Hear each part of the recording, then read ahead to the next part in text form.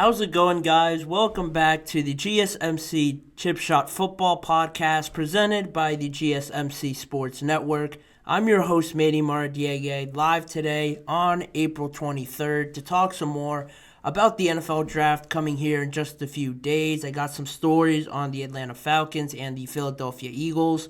Starting off today's episode, I feel like I gotta clear up some things. Yes, you're not seeing things. That is a moose behind me there. I'm in a different studio today in my school's radio station, U92 The Moose, so that is why you see a moose behind me. I thought it'd be a little bit better, honestly, than facing the other way with a giant green screen, so I wanted to clear that up before I started. You're not seeing things. Yes, there is a poster of a moose behind me, but in saying that, starting off today's episode, we're going to talk about the Chiefs coming to a deal that extended their head coach, their general manager, and their president all at once announced today. I'm going to get into the details of that and just what it means for the Kansas City Chiefs going forward. Later on today's episode, we're going to talk about the Eagles and the Eagles and the Falcons, about the whole tampering situation that has been and ongoing investigations thus far. More news came out today, so I'm going to talk about that and just give you guys an update on where that situation stands. We're going to talk about the Chargers and what they're looking for in any sort of potential trade that is offered to them. All of that coming on today's episode of the show. Make sure to like, follow, and subscribe to the GSMC Chip Shot Football Podcast. And before I go into that first segment on the Chiefs, I want to remind you guys, if you would have any questions or comments during today's show, use the tip and donations link you see on your screen, GSMCPodcast.net. Using that link, I'm able to see your question or comment pop up in my chat box. I can read it out loud and carry on the conversation that way, answer any questions you guys may have. I think it's more engaging this way. It's a lot more fun. It's a big help for the show as well, on top of all the other shows. So again, the tip and donations link is gsmcpodcast.net. And now we can officially start with the first segment of the show.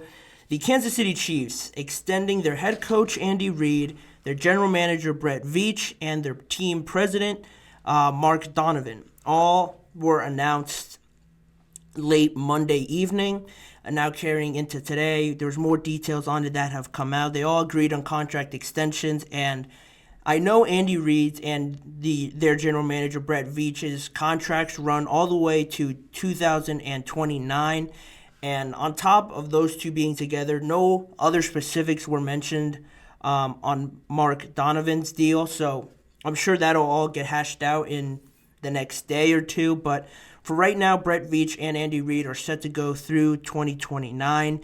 And not only that, for Andy Reid, because of all that he's done, of all that he's meant to this organization, the owner, Clark Hunt, mentioned before that if any deal was to be worked out, that he wanted to make Andy Reid the highest paid coach in the NFL. That was a goal of his, and that's exactly what he did with this new deal. He is now officially the NFL's highest paid coach. Again, there's no details at this moment of what he makes per year, but I want to say Bill Belichick was the highest paid coach at the time last year. He was making about $25 million per year, but now he's obviously not in the league because he didn't get hired by any team. So Andy Reid now, with his new contract, takes over that number one spot. I would probably have to guess it's around 25 to 20, maybe even more, just on all that Andy Reid's done, but Andy Reid now officially holds that spot there at the top of the list, and it is big because Andy Reid, up to this point, sticking with him just for a moment, he is 66 years old and has answered a lot of retirement questions so far over the last 2 years about if he ever thought about retiring, how much more, honestly, does he have left to accomplish in his career. He's already accomplished a lot, the Super Bowls, the amount of wins that he has, the longevity of his career. But he answered all those questions with this extension, keeping him until he's about 71 or 72 years old. So he's still got a lot more time to go, about 6 more years to do this thing with the Kansas City Chiefs. So that's always exciting. Very positive news for them to keep Andy Reid around. because I don't think it's any secret or any surprise that other than Patrick Mahomes, having Andy Reid there is what makes this whole team go. He is the catalyst for a lot of how their offense looks and how just the team functions. So that's massive. And their owner, Clark Hunt, like I mentioned before, he just basically gave an overall statement on all their extensions. And he said, individually, Mark, Brett, and Andy each represent the best in the National Football League at their respective positions. And together, they make up one of the finest leadership teams in all of professional sports. Just an overview in the news release that the team released yesterday on the announcement of their extensions. Looking at what Andy Reid, General Manager Brett Veach, and Mark Donovan have each done since being here, it is quite interesting looking deeper into it and how they all sort of have been connected all this time. All their careers have been just tangled with one another. And to reach this point, looking back on it from when they started in 2003, 2004-ish, they're about there. They've been going for 20-plus odd years. And just going more into depth on each of their situations and sort of their history with coaching and their careers, starting with Andy Reid. He was hired back in 2013. He is the fifth head coach now with 3+ Super Bowls, second all-time in playoff wins. Only other than Belichick, they're the only two coaches with 200 wins and 3 Super Bowls. And on top of that, I think the biggest thing that gets mentioned with Andy Reid is that, his time in Kansas City has obviously been outstanding, flawless even. But he is the only coach in NFL history to win 100 games with 2 franchises. I think a lot of people overlook his time with the Philadelphia Eagles and how successful he was there to get that team to where they were in the era before 2010 and leading up to those years, how successful he was with them. Then it was time for a change, and he just continued his success, even grew more with the Kansas City Chiefs after that. And in 25 seasons as a coach, overall, he has 3 Super Bowls, 5 conference titles, 14 division titles as well. That is Andy Reid, the longevity. All of that comes with all these records that he's broken. Yeah, it helps to have Patrick Mahomes in there. I'm sure that doesn't hurt. But it really has been, looking at it from 2013 to where he has come now, all those accomplishments I just mentioned, all the records, it does just show how vital he has been to the Chiefs to keep him around for this long. And the Chiefs, in all honesty, haven't been as relevant as they have been in the last 5 years back then in 2013. So to keep Andy Reid around and just have the trust in him to build this program up, it goes to show to a lot of these organizations that have coaches in there for 3 years, 2 years, 4 years, that's simply not enough time to build a absolute machine like the Chiefs have now. It takes sometimes this amount of time. If you're fortunate enough, it takes a little bit shorter, but regardless, it is a process. It is a marathon when you're talking about building a dynasty. That word's thrown around a lot with a lot of teams and their success in a certain time period.